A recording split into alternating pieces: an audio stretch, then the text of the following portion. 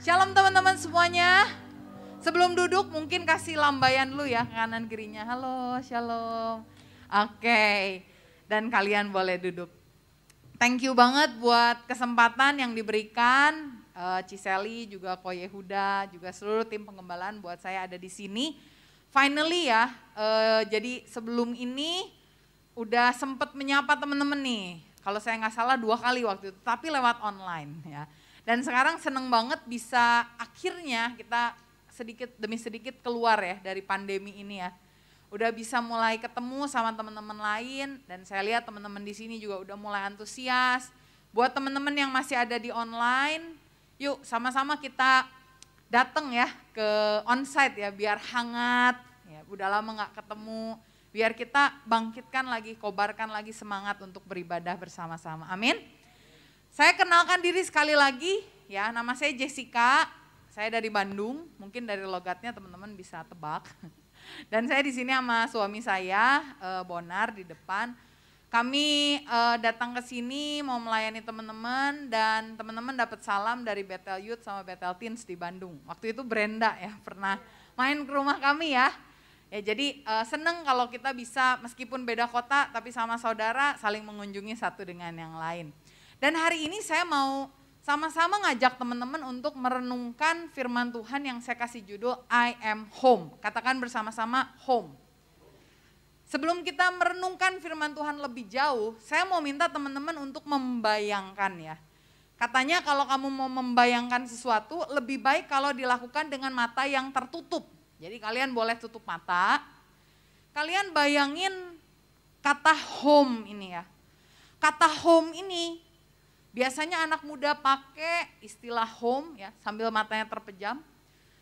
Istilah ini digunakan untuk menunjukkan rasa di mana kalian bisa feel secure, bisa merasa aman, bisa merasa comfortable, nyaman. Home ini adalah satu perasaan ya di mana kamu bisa express yourself, bisa mengekspresikan dirimu, bisa jadi be yourself. Dan bisa di-accept, bisa diterima. Teman-teman udah bayangin ya, yang disebut home mungkin ada teman-teman yang ngebayangin satu suasana atau mungkin ada beberapa wajah yang muncul di pikiran kita. Ketika kita mikirin, iya nih gue merasa at home, feel homey banget. Udah selesai ya? Oke teman-teman boleh buka mata lagi. Semoga saya salah ya. Tapi biasanya anak muda kalau diajak untuk ngomong soal home atau ngomong soal support system ya. Support system itu teman dekatnya home inilah. Yang bisa accept, yang dimana kamu merasa secure, yang dimana kamu merasa nyaman. Saya harap saya salah, tapi biasa anak muda mengidentifikasikan home dan support system itu biasanya di bayangan mereka yang keluar bukan keluarga biologis mereka. Gak tahu ya benar apa salah nih. Coba mungkin mau tanya, ada gak teman-teman yang ketika dibilang home, accepted, comfortable, accepted, diterima ya, nyaman. Ada gak yang langsung kepikiran muka-muka orang tua adik kakak ada? Atau mungkin lebih ke, ada yang ngangguk ya puji Tuhan. Tapi ada juga yang mikir kayak, saya punya ada satu anak muda ya, dia bilang gini, saya tuh feel at home ketika saya jadi cheerleader. Ketika saya ada di lingkungan cheerleader. Atau ada orang yang bilang gini, saya ngerasa feel at home ketika saya ada di gereja, which is good, bagus banget. Kamu bilang saya merasa diterima, saya merasa nyaman, saya merasa secure di dalam gereja, itu bagus banget. Tapi ada satu kebenaran firman Tuhan yang saya pengen teman-teman terima ya. It can be a good news, but it can be a bad news. Tergantung cara kalian memandang keluarga kalian. Ada satu quote yang bilang gini, we cannot choose our family, but we can choose our friend. Kita nggak bisa memilih keluarga kita itu seperti gimana, tetapi kita bisa memilih teman kita. Ini quote bagus banget. Karena itu kamu betul harus cari teman yang baik, harus cari komunitas yang dimana kamu bisa bertumbuh, harus cari teman-teman yang bisa dukung kerohanian kamu. It's good. Tapi seringkali orang-orang ini termasuk gereja loh, termasuk pelayanan, kita jadikan pelarian dari our own home, dari rumah kita, di mana yang Tuhan sudah tempatkan kita di sana. Memang kita nggak bisa pilih keluarga kita, teman-teman. Tapi saya mau bilang, yang pilih keluarga kita itu memang bukan kita, tapi Tuhan. Seburuk apapun keluarga kita, sejelek apapun keluarga kita, come on, kita nggak bisa lari dari kenyataan bahwa Tuhan secara spesifik menempatkan kita di keluarga kita yang itu. Saya pengen teman-teman ngebayangin ya, mama papa kalian, atau mungkin yang keluarganya broken home, pikirin orang-orang yang ada di rumah kalian, adik kakak kalian, pikirin mereka. It's good buat kita melayani di gereja. Saya ada satu orang yang pokoknya setiap kali ibadah dia seneng main musik ya. Ibadah yutin dia ada main musik, ibadah umum dia ada main musik, ibadah tengah minggu dia ada main musik. Dan selidik punya selidik, ternyata dia itu sangat-sangat tidak happy berada di rumah. Kalau komsel, pokoknya bisa ada di komsel yang berbeda-beda. Dari satu minggu kan biasa ada beda-beda ya komsel ya. Dia di Selasa ikut, di Rabu ikut, di Jumat ikut, nanti Sabtu kalau ada yang latihan dia ikut walaupun dia nggak latihan. Dan ketika ditanya ternyata dia punya kekecewaan terhadap keluarganya. Dan teman-teman, hari ini kita mau merenungkan ya bahwa firstly, pertama-tama home, yang kita maksud dengan home adalah our own family, biological family, keluarga biologis kita. Bagus banget kalau gereja itu jadi home kalian. Tapi gereja itu harus selalu jadi second home. Gak boleh pernah jadi the first home. Nanti kita akan lihat ya, kenapa sih keluarga ini penting. Di dalam cara pandang Tuhan teman-teman, keluarga ini jadi masterpiece-nya, centerpiece.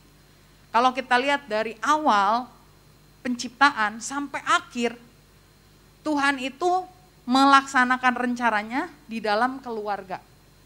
Kalau keluarga nggak penting, Tuhan nggak mungkin lakukan hal itu.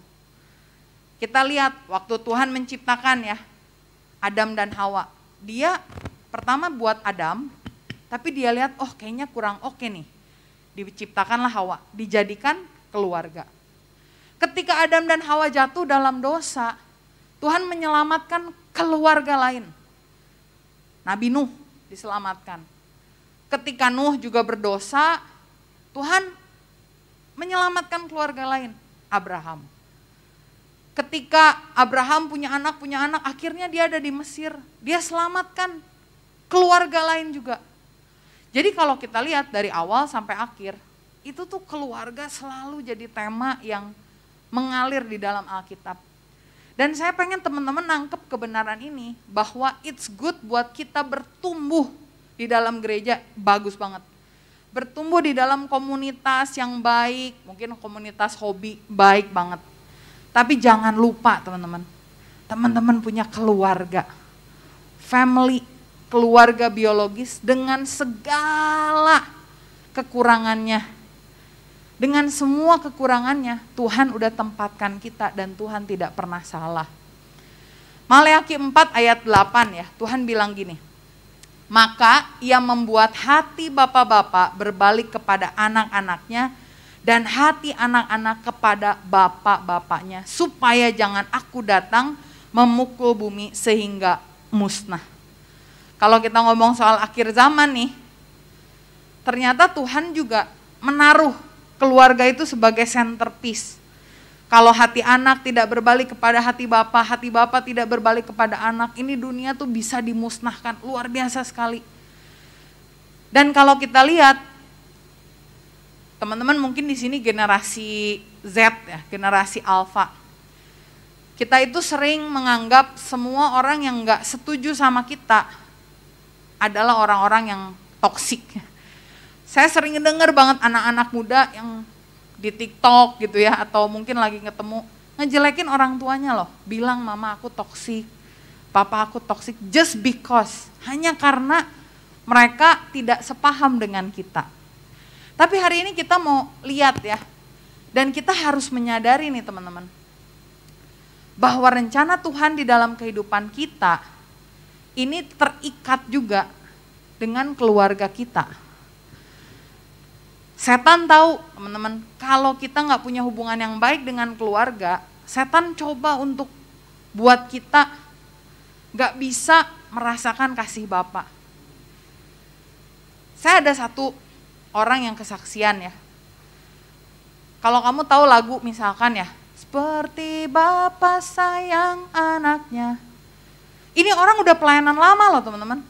Tapi begitu ada lagu yang berbau-bau soal Bapa lah, mulutnya tuh kayak terkunci banget.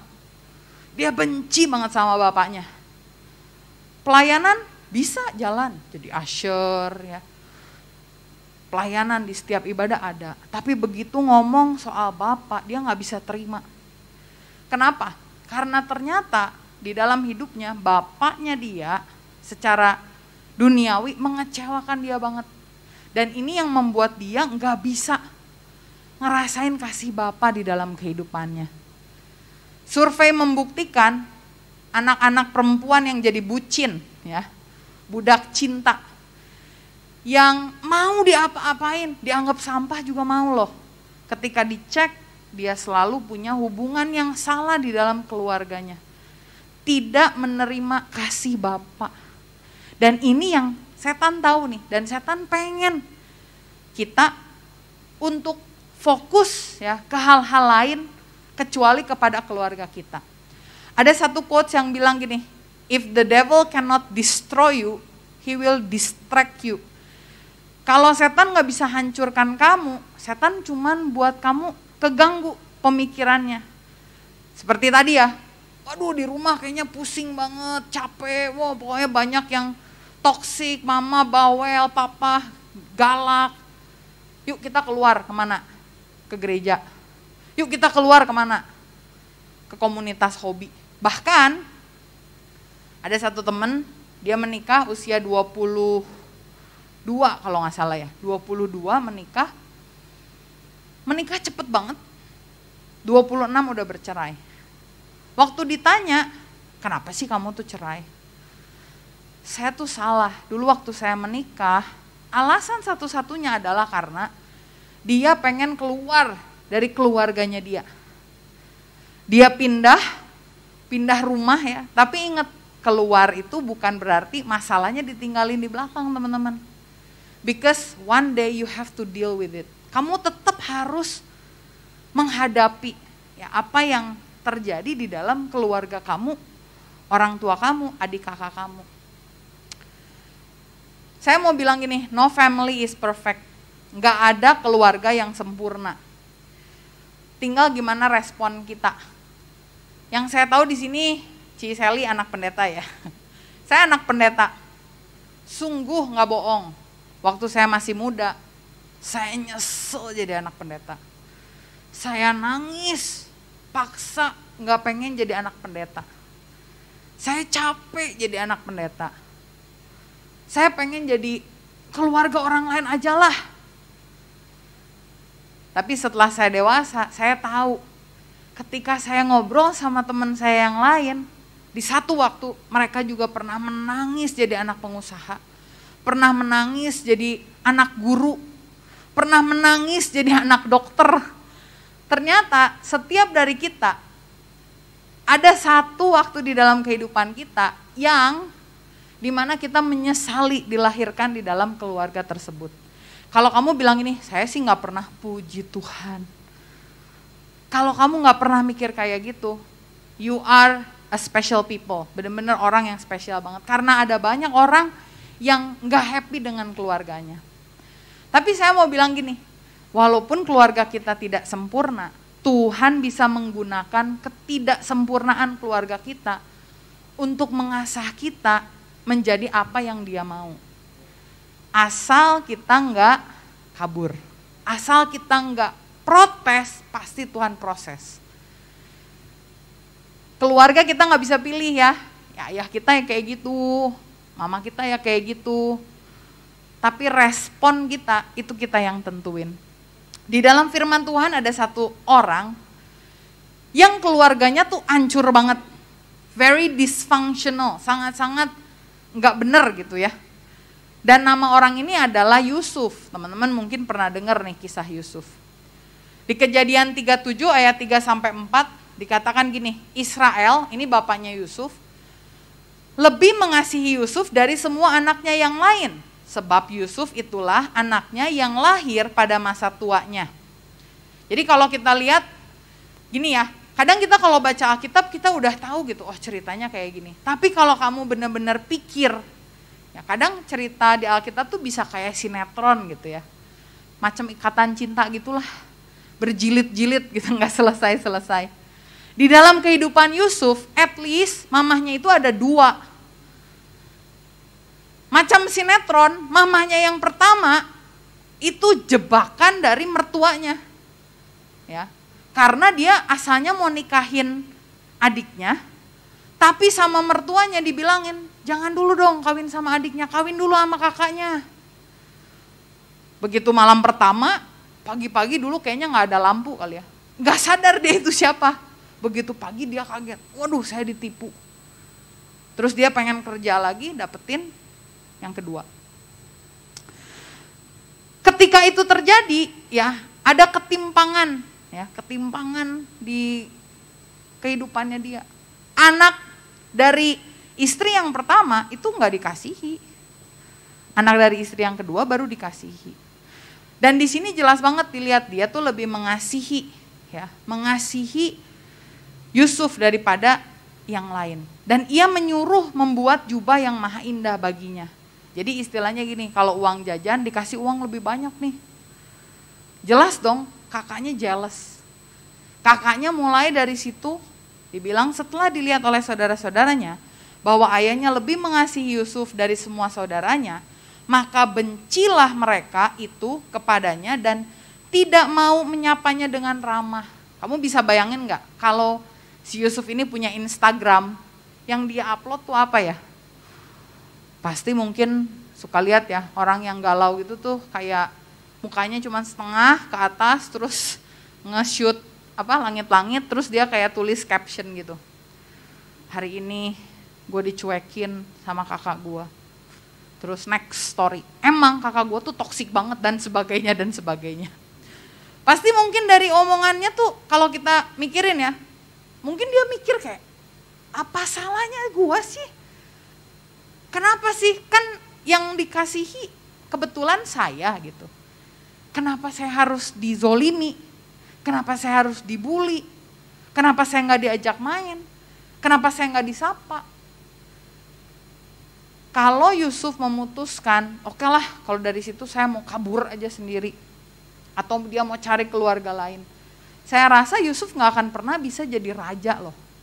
Tapi justru rencana Tuhan dalam kehidupan Yusuf terwujud lewat apa yang dilakukan sama keluarganya. Hari ini teman-teman, saya nggak tahu keadaan keluarga teman-teman kayak gimana. Mungkin udah at the break, udah mau cerai, atau mungkin ada yang orang tuanya abusive dari perkataan, atau adik kakaknya yang nggak mendukung. Ini yang saya pengen teman-teman ingat ya, bahwa orang-orang ini yang mengasah kita dan membuat kita, kalau Yusuf, dari anak manja jadi raja. Tapi masalahnya kita harus mau diproses. Tidak ada keluarga yang sempurna.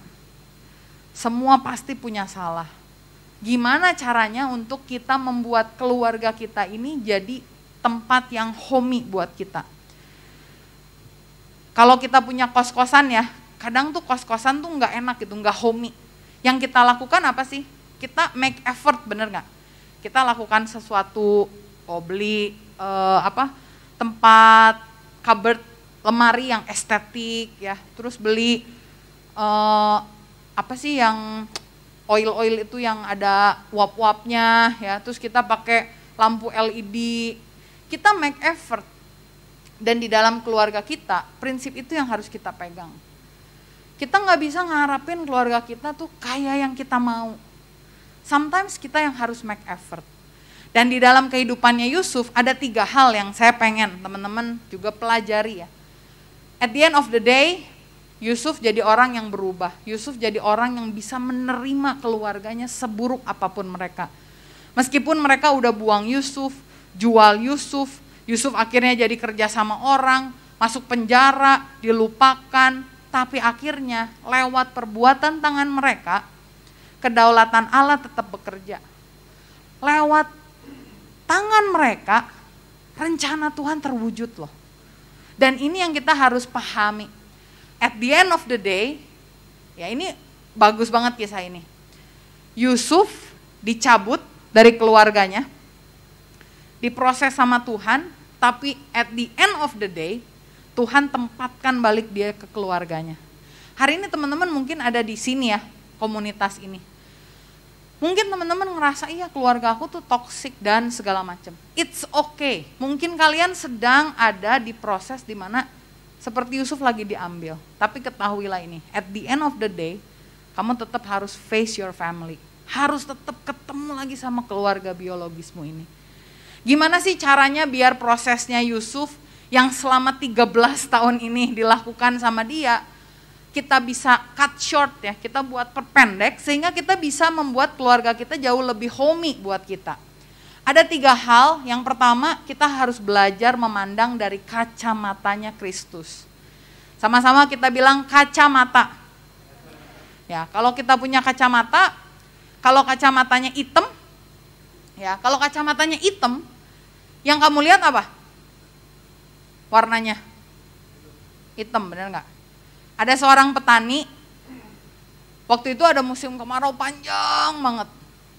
Domba-dombanya tuh nggak mau makan, gara-gara si rumputnya itu kuning semua. Yang petani ini lakukan ngapain coba? Dia coba siram rumputnya nggak bisa.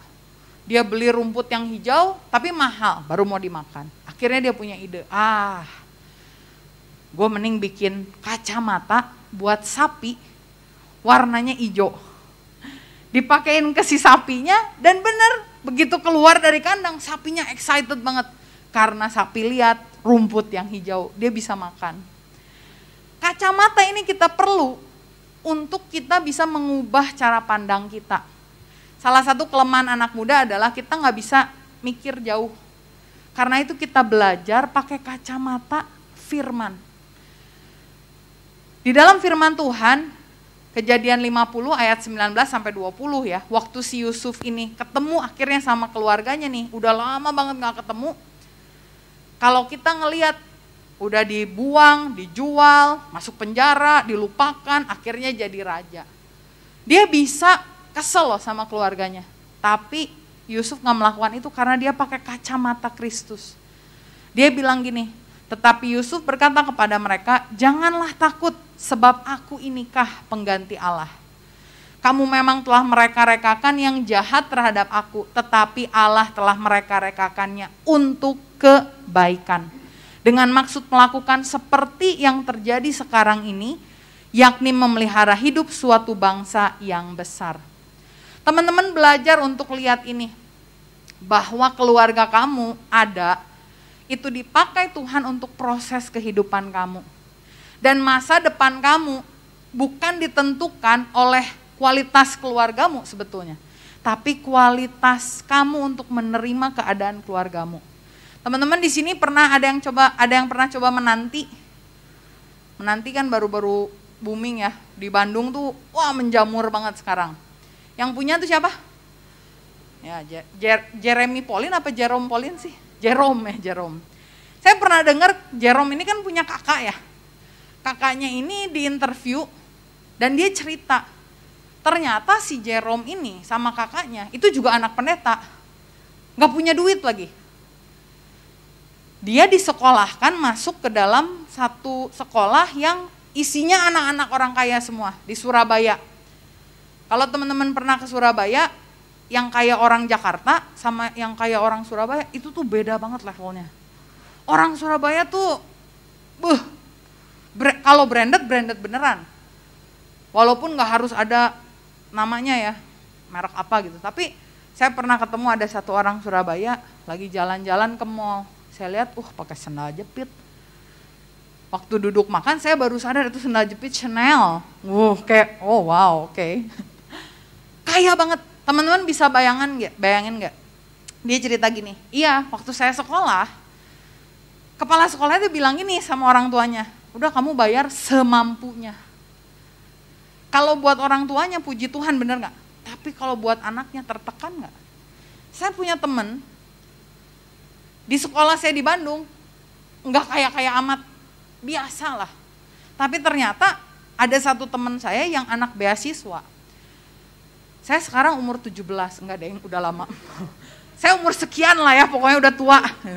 2 tahun yang lalu saya ingat teman saya itu upload Facebook post ya. Jadi dia bilang gini, inti-intinya dia bilang gini lah, saya tuh waktu ada di sekolah itu stres banget. Dan saya tuh ingat teman saya ini kalau diajak pergi tuh susah, diajak main susah.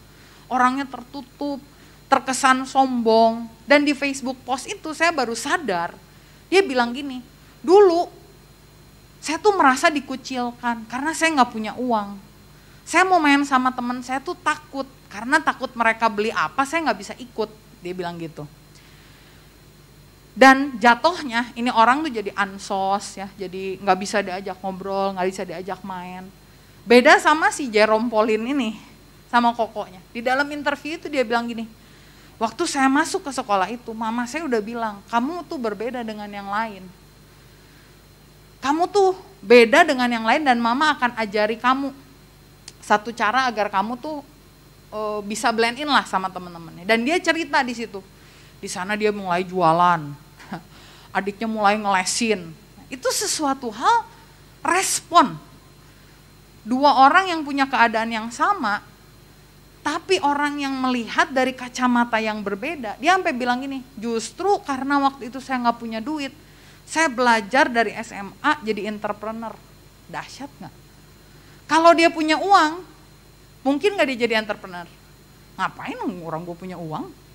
Temen-temennya yang lain mungkin juga gak jadi entrepreneur kan.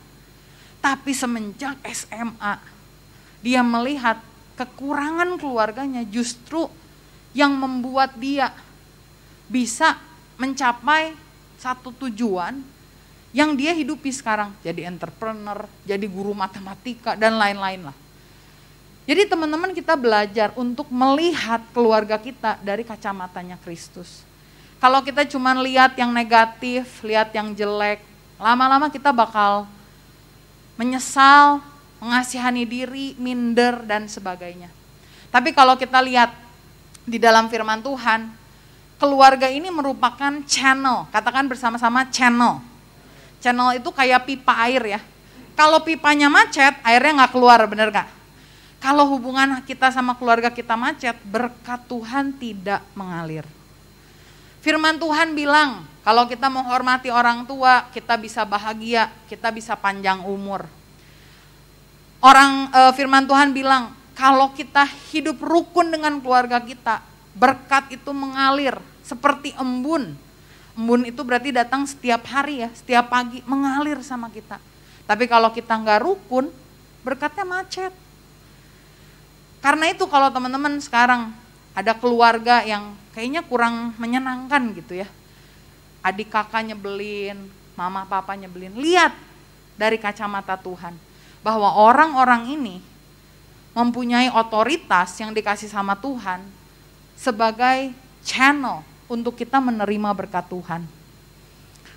Banyak orang yang gak rukun sama keluarganya, apapun yang dia buat gak berhasil loh. Don't play nih sama firman Tuhan, jangan main-main. Jadi kita lihat dari kacamata Kristus. Berhenti untuk lihat dari kacamata kita. Tapi pikirin bahwa keluarga ini jadi alat Tuhan untuk mengasah kita. Respon yang penting bukan keadaan keluarga kita. Yang kedua, apa yang dilakukan oleh Yusuf sih untuk menerima keluarganya? Tadi dia bilang, aku bukan Tuhan. Aku bukan yang harusnya ngadili kamu. Justru Tuhan pakai apa yang kamu lakukan untuk aku bisa menyelamatkan keluarga. Kemudian yang kedua, si Yusuf ini punya komitmen untuk mengasihi. Kejadian 50 ayat 21a, dia bilang gini, jadi janganlah takut, karena tadi aku bukan Tuhan, jangan takut, aku akan menanggung makananmu dan makan anak-anakmu juga. Artinya Yusuf udah ambil komitmen untuk mengasihi mereka no matter what. Pada saat itu kakak-kakaknya Yusuf tuh lucu. Mereka tahu mereka salah, mereka udah tahu nih papahnya Yusuf meninggal. Begitu papahnya meninggal langsung mereka mengadakan permusyawarahan. Guys, ini gimana ya si papa udah meninggal. Mungkin Yusuf itu baik sama kita karena ada si papa. Tapi begitu si papa lewat, waduh jangan-jangan dia mau jahatin kita. Mereka takut banget, makanya mereka ngomong sama Yusuf, sebelum papa mati, papa tuh kasih petuah gini gitu ya. Tapi Yusuf bilang, jangan takut, aku akan menanggung makananmu dan makanan anak-anakmu. Ini adalah sebuah komitmen untuk mengasihi. Komitmen itu, kalau mengasihi itu ya, kan kasih itu perasaan. Perasaan itu naik turun. Kadang kita sayang sama mama, kadang enggak. Kalau dibeliin tiket Justin Bieber sayang, kalau enggak boleh enggak ya. Atau misalkan disuruh kemana pergi, yang kamu nggak mau nggak sayang, nanti kalau diajakin main jadi sayang lagi. Perasaan itu naik turun, tapi komitmen itu benar-benar stay the same. Kolose 3 ayat 13 bilang gini, sabarlah kamu seorang terhadap yang lain. Katakan sabar. Dalam mengasihi kuncinya sabar. Sabar, mau diapain sabar. Dan kalau udah sabar, dan ada batasnya, kan kita selalu bilang, sabar tuh ada batasnya. Batasnya sabar apa? Pengampunan. Firman Tuhan bilang, ampunilah seorang akan yang lain apabila seorang yang menaruh dendam terhadap yang lain. Sama seperti Tuhan telah mengampuni kamu, kamu perbuatlah juga demikian. Komitmen. Seburuk apapun orang tuaku, komitmen untuk aku tetap mengasihi mereka. Caranya gimana? Gampang. Dengan tidak menjelekkan, itu bentuk kasih loh. Dengan tidak membangkang, itu bentuk kasih loh. Kita belajar sabar sama mereka. Kadang anak muda tuh gak sabar ya sama orang tua. Ada satu cerita, satu orang pemuda pergi ke taman sama bapaknya. Lagi ngobrol-ngobrol gini, tiba-tiba datang burung, set gitu ya. Terus dia ngeliat di sini, dia lagi baca koran. Bapaknya kemudian tanya dia, San, sambil nunjuk burung, what is that? Itu apa? Terus dia dari buka korannya ya, atau mungkin anak sekarang lagi main Instagram, terus dia noleh, apaan sih si papa gak penting banget. Daddy, it's a sparrow, dia bilang. Daddy, itu burung walet. Terus si dedinya bilang, oh oke. Jadi dia main lagi Instagram ya, dia baca lagi koran. Gak lama tuh ada burung lain, mencelok di dekat taman itu, kursi itu. Dedinya tanya lagi, Son, what is that? Anaknya noleh, itu kayaknya perasaan burung yang sama deh, cuma pindah tempat. Jadi, it's a sparrow. Oh, oke, it's a sparrow ya. Iya, jadi itu burung walet. Oke, nggak lama lagi, si burung ini mencelok lagi ke tempat yang lain, terus dedinya bilang, Son, what is that? Anakku itu apa ya? Kemudian anaknya marah banget sama bapaknya. Ditaruh HP-nya, korannya ditaruh, dan dia bilang, Daddy, how many time do I have to tell you it's a sparrow? Daddy, berapa kali sih gua harus ngomong itu tuh burung walet, Daddy? Ya ampun, dari tadi juga burung walet. Terus dedinya bilang apa? Oh, it's a sparrow ya, oke. And I remember, waktu kamu masih kecil, you asked me 100 times that it is a sparrow. Dan aku ingat, dulu waktu kamu kecil, kamu nanya ke aku 100 kali lebih, Daddy, what is this? Daddy, what is this? Dan aku selalu jawab dengan sabar, anakku, ini burung walet. Ditanya lagi, Daddy ini apa? Ini burung walet, ini burung walet. Sering kali kita anak muda, kita lupa bahwa kita dulu pernah ngerepotin orang tua kita. Sekarang orang tua kita nanya, Nak ini teh masuk Zoom gimana ya?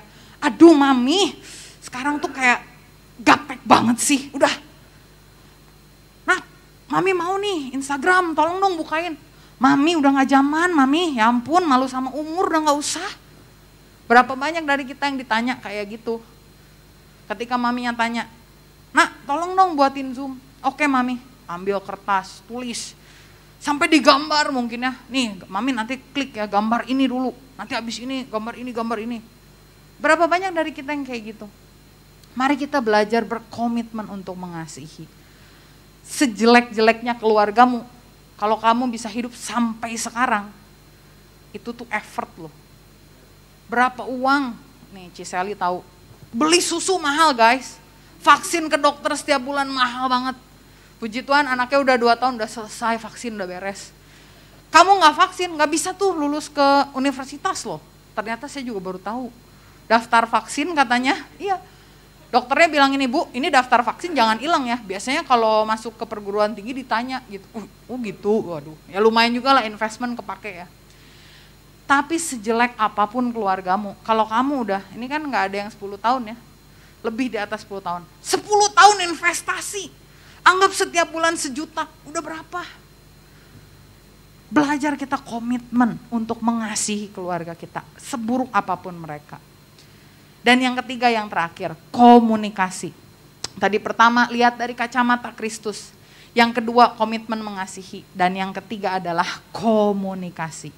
Kejadian 50 ayat 20b, firman Tuhan bilang gini, demikianlah ia menghiburkan mereka. Jadi demikianlah Yusuf menghiburkan mereka dan menenangkan hati mereka dengan perkataannya.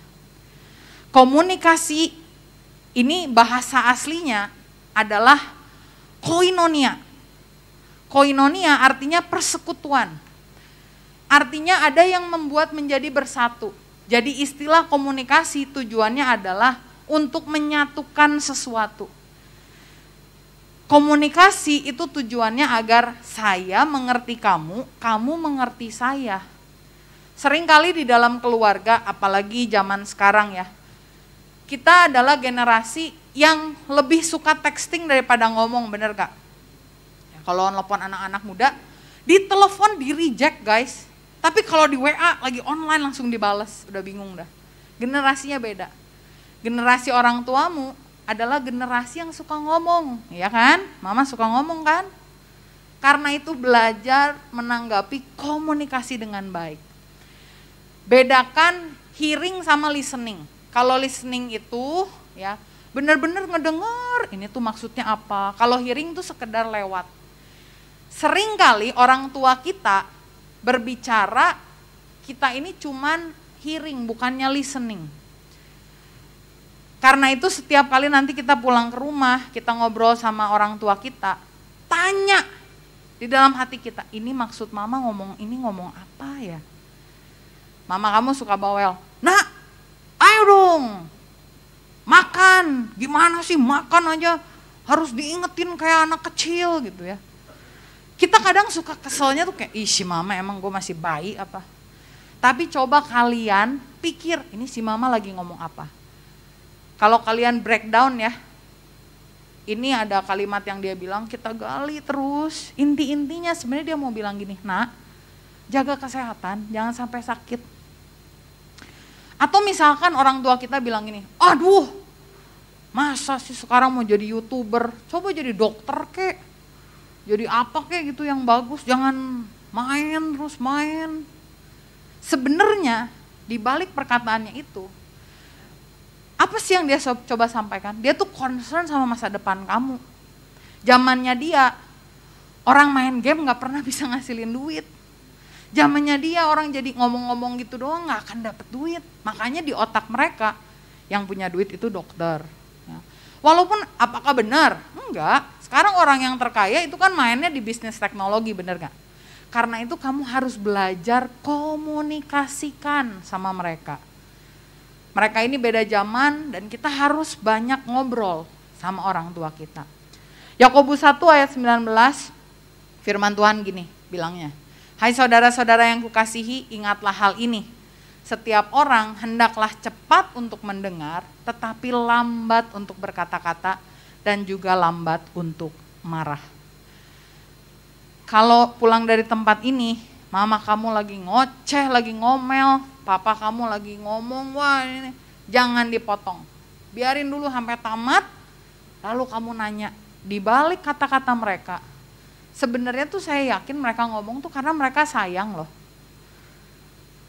Ada anak youth kami ya, sering cerita, waduh dibawelin lagi sama si papa, diwawelin lagi sama si papa. Tahun lalu papanya meninggal. Seumur hidup dia selalu pengen ngekos.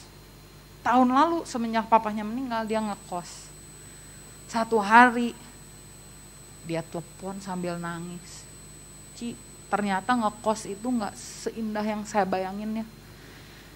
Saya tuh seneng banget, sehari penuh bisa Netflixan.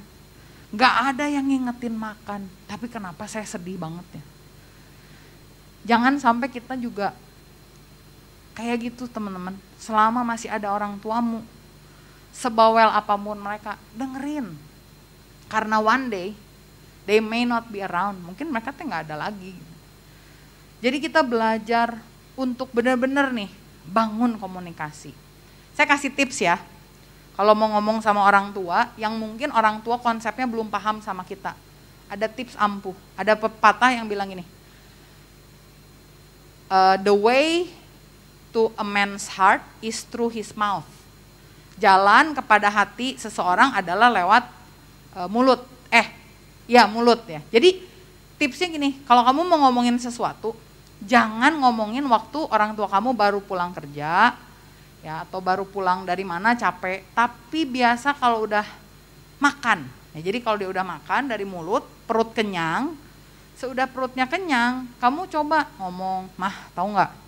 Aku tuh bener loh pengen jadi YouTuber, ya. Terus kamu udah punya detail plan, ya kamu jelasin aja sama dia. Kemungkinan besar bisa goal tuh. Mungkin papa mama kamu bilang, oke, saya mau lihat 3 bulan coba subscribernya berapa. Jangan ngomongin dulu mau besar, enggak. Ini anak-anak muda kan gitu ya, mah aku mau jadi vlogger. Minta duit dong, mau beli kamera 10 juta, ya ampun gitu ya. Pasti nggak akan didengerin. Tapi kalau kalian komunikasiin, tunjukin buktinya, pelan-pelan ngomong, saya percaya kok di dalam kehidupan kita semua orang tua itu pengen yang terbaik buat anak-anaknya. So at the end of the day, ya ini yang saya pengen teman-teman pikirin ya. No matter where you go, mau kemanapun kamu terserah. Don't forget to go back home, untuk kembali ke rumah. Kemanapun kamu pergi, jangan lupa untuk kembali ke rumah. Saya minta pemain musik untuk maju ke depan, kita mau nyanyiin lagu Bapa Sentuh Hatiku. Saya nggak tahu teman-teman tahu nggak ya cerita dari lagu ini. Cerita dari lagu ini itu kebetulan teman saya yang ciptain. Teman saya tuh cerita, dia ada satu teman anak waktu SMP diperkosa sama papahnya. Jadi gila, punya anaknya jadi diaku sama mamahnya, tapi karena dia jadi gila, dia dipasung di belakang rumah, anak orang kaya. Dipasung di belakang rumah, jadi gila. Bertahun-tahun jadi gila. Tapi ada satu waktu di mana tiba-tiba waktu dia dipasung, dia kan gak bisa keluar ya, makanan dikasih, udah kayak binatang lah dikandangin gitu. Karena orang tuanya juga malu. Skandal ini tuh gak meledak gitu keluar. Jadi orang tuh gak tahu dia pernah diperkosa sama bapaknya. Tapi dia cerita, saya tuh kesel, benci banget sama papa saya. Sampai satu waktu dia lagi dipasung, tiba-tiba dia kayak dapat satu penglihatan, dan penglihatan itu bilang gini, ampuni bapamu. Wah jelas ini orang gak mau kan. Tapi gak tahu gimana, dari kegilaannya itu, setelah dia ngelihat penglihatan itu, mulai bisa mikir dengan baik, dan akhirnya dia bisa meyakinkan orang yang ada di sekitar dia untuk dia keluar dari pasungnya. Dan akhirnya dia datengin rumah yang di depan, bapaknya udah stroke, udah ada di kursi roda, udah gak bisa ngapa-ngapain.